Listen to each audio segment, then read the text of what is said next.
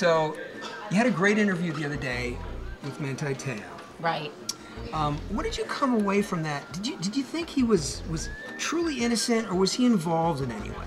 I don't think he concocted the hoax at all. I don't think he was saying, hey, let's figure out a way to elevate my status in college football. But I do think once he realized it didn't hold water, he probably didn't come forward fast enough. And that is what he's guilty of, but not of being in on this in any way, shape, or form, in my opinion.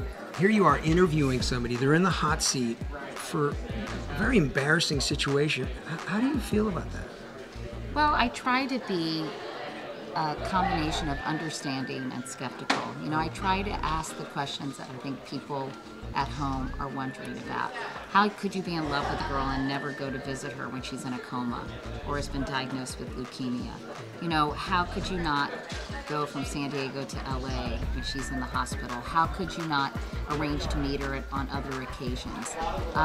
So I tried to be appropriately skeptical and questioning, but also, you know, he's a 21-year-old guy, and, you know, I think there were other times where I tried to be compassionate. So I think you just have to approach someone like that, and I think, you know, in the right way. And every interview, I think, requires a different tone. That's one of the things I've learned throughout my career. Sometimes if you're interviewing a politician and he or she's in the hot seat, you know, you may have a different tone than if you're interviewing someone like Manti Te'o or someone else who requires a little more compassion and a kinder, gentler approach. Your show, Katie, what is the most rewarding thing for you doing that show right now?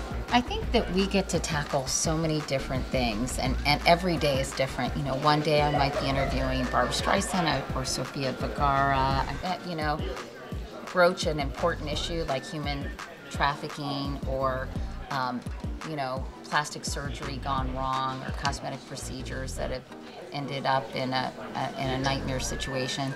So I really love the variety, and also the opportunity. I think we live in such a world with such a short attention span. To be able to actually have a longer, more substantive conversation with interesting people, I think is really rewarding for me.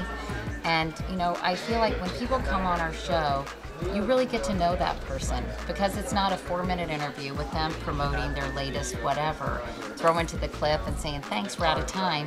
But it's actually a conversation about the things they care about and are interested in.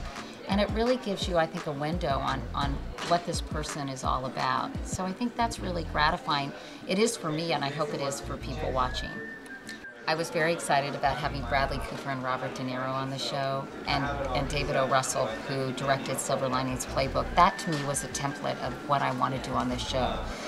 First of all, I got to, you know, spend time with Bradley, or Braddy as I call him now, and Bobby. Yeah, but then I got to really expand the conversation about mental health in this country, about bipolar disorder, about how we're treated, about how we view people, how we can get more people diagnosed and helped. And so to me it was sort of, we started out with this, you know, these very charismatic, interesting actors in a really fun movie that's critically acclaimed, and then we could broaden the conversation and talk about something really important. That, to me, is what I want to do with this show.